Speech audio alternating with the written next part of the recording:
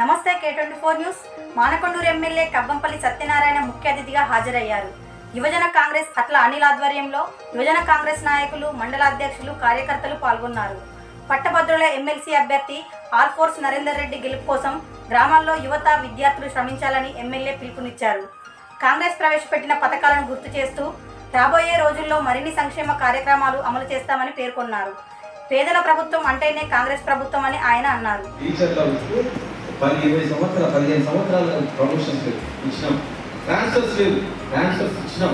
మనం మళ్ళీ మీకు చెప్పడానికి పాయింట్లు ట్రాన్స్ఫర్స్ చేసినాం.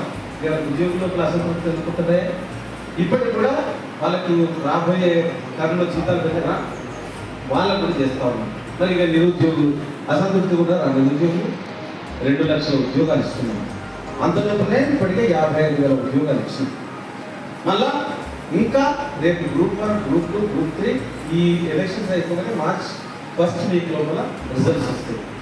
మరి 10 ఏళ్ళుగా 2011లో మనం గ్రూప్ 1 వేస్తే ఈయన ఇంతవరకు 10 ఏళ్ల కాలంలో ఏ ఎగ్జామ్ జరగలేదు. మనం ఎన్ని ఉద్యోగాలు ఇస్తాం. ఇది నిరుద్యోగులు అసంతృప్తి ఉన్నదా లేదు. మరి ఇక ఉద్యోగం రాబట్టే ఉద్యోగస్తులకు అన్ని ఫస్ట్ జీతాలు రాబట్టే ఇక మహిళలకి ఏమున్నదే, ఉద్యోగం చేసే మహిళలకు కూడా చిన్న ఉద్యోగం చేసుకునే కంప్యూటర్ ఆపరేటరు, షాప్లో పని చేస్తున్న వాళ్ళకు కూడా మనం ఉచిత బస్సు వచ్చింది కదా.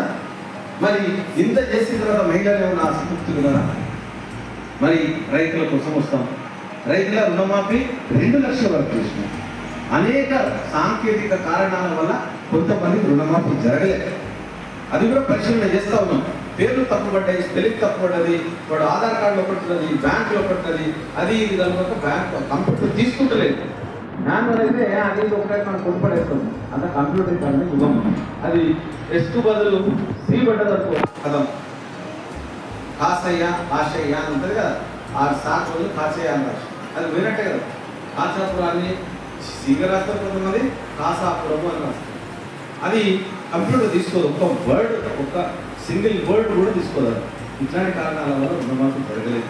వాళ్ళకు మనం వచ్చిన తర్వాత రైతు రుణమాఫీ అనేది చాలా పెద్ద తంతు. 22,000 కోట్లు వాళ్ళ కోసం వెచ్చించినాం. రైతు భరోసాలు 12,000 పెంచినాం. ఎందుకు 15,000 ఇస్తాం అనుకున్నాం, కానీ వాళ్ళు 17,000 టీఆర్ఎస్ వాళ్ళు ఇస్తారన్న ప్రజలు నమ్మలే. మనకే ఓటేసాను. మీరు 12,000 ఇచ్చినా పర్లేదు, 10,000 ఇచ్చినా పర్లేదు, ఇవ్వకపోయినా పర్లేదు, మనం ఏం వాగ్దానం చేయకపోయినా తెలుస్తుంటుంది. అయినా రైతులకు 12,000 రూపాయలు ఇస్తా ఉన్నాం. మొన్నటి దాకా మనం ఎందుకు రైతు బంధు ఆపినాము? మెయిన్ కారణం ఏంటంటే పీడుబడ్డ భూములకు, కొండలకు, గుట్టలకు, ముళ్ళ కంచెలకు, వీటన్నిటికి కూడా లక్షల రూపాయలు మేసేసినారు. దీన్నంతా అరికట్టాలి. ఎందుకంటే ఖజానా లేదా 7.5 లక్షల కోట్లు అప్పు చేసి పెట్టి ఎక్కడ చేస్తాం? ప్రతి నెల 6,000 కోట్లు అప్పు చేయాలి. 6,000 కోట్లు జీతాలు ఇవ్వాలి. 6,000 కోట్లు సంక్షేమ పథకాలు ఇవ్వాలి. ఇవన్నీ 20,000 కోట్లు వస్తేనే కానీ పూటగడ పరిస్థితి. ఎప్పుడు చేసి అటు తిరిగినా కూడా వెసులుబాటు లేదు. కాబట్టి రైతు బంధును మంచిగా ఇద్దాము, కొంచెం ఆపేద్దామన్న ఉద్దేశంతో ఆపరేషన్ రైతు బంధు వచ్చేసింది. నీళ్లు మనకు ఆ కాళేశ్వరం ప్రాజెక్టు నుండి నీళ్లు లేకుండానే మనం పెట్టినటువంటి ఎల్లంపల్లి ప్రాజెక్టు ద్వారానే నీళ్ళు వచ్చినాయి. పుష్కలంగా ఉన్నాయి. వాటర్ ఇప్పుడు ఇడుస్తూ ఉన్నాం, మనం చూస్తూ ఉన్నాం. కాబట్టి రైతులకు మనం చేయాల్సిన